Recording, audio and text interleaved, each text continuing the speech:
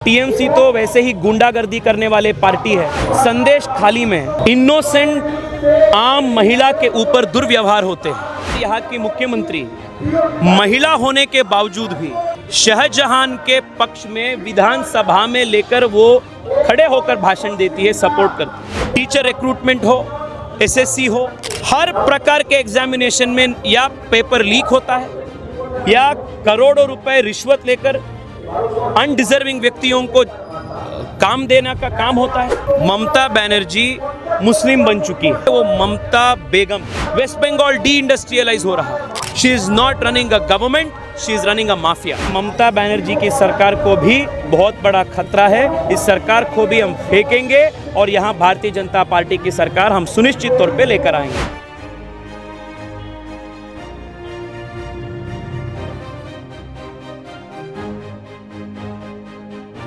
TMC भी जानते हैं कि भारतीय जनता पार्टी की सरकार केंद्र में बहुमत से भी आ रही है और यहाँ 4 तारीख के बाद जब 30 से ज़्यादा अपने पार्लियामेंटेरियंस यहाँ के जीत कर जाएगी, ये ममता बनर्जी की सरकार को भी बहुत बड़ा खतरा है। इस सरकार को भी हम फेंकेंगे और यहाँ भारतीय जनता पार्टी की सरकार हम सुनिश्चित तौर पे लेकर आएंगे।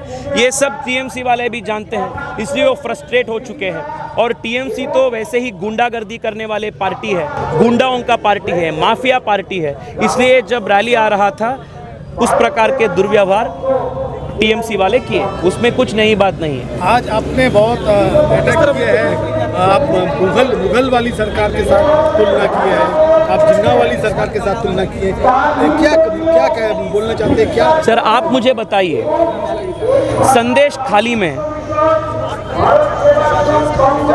इनोसेंट आम महिला के ऊपर दुर्व्यवहार होते हैं और यहाँ की सरकार, यहाँ की मुख्यमंत्री महिला होने के बावजूद भी जो दुर्व्यवहार किए हैं, ऐसे लोगों के खिलाफ कठोर कार्रवाई करने के बजाय शाहजहां के पक्ष में विधानसभा में लेकर वो खड़े होकर भाषण देती है, सपोर्ट करती है। क्या ये मुगल व्यवहार नहीं है?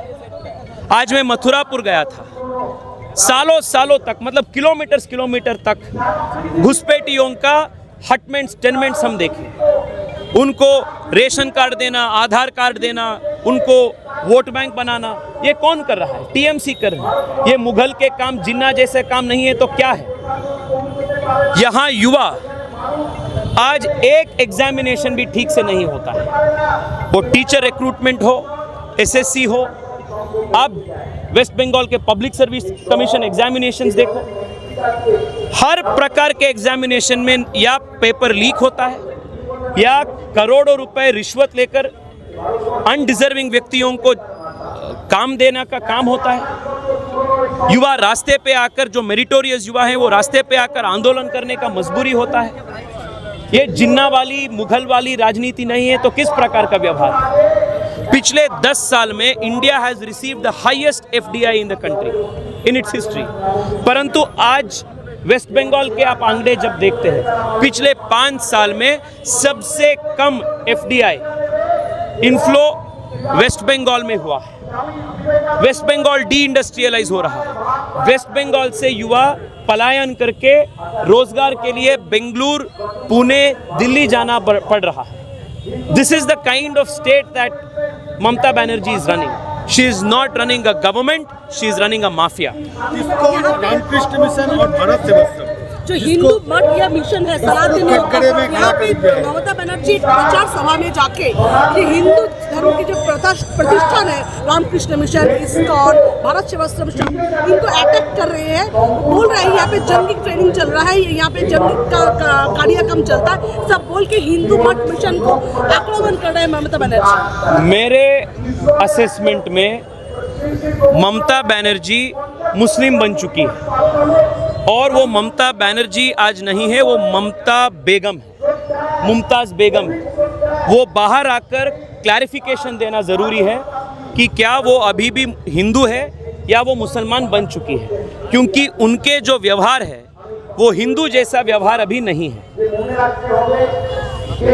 रामकृष्ण आश्रम को वो अटैक करती है, जब वो ओबीसी लिस्ट लेकर आती है 71 ओबीसी कास्ट में 65 कास्ट मुसलमान को उसमें ऐड करते हैं। हिंदू ओबीसी को, एससी एसटी को अन्याय करती है। रोहिंग्या मुसलमान को रेड कारपेट लाकर उनको आधार कार्ड, रेशन कार्ड सब दिलाकर उनका वोट बैंक बढ़ा रही है।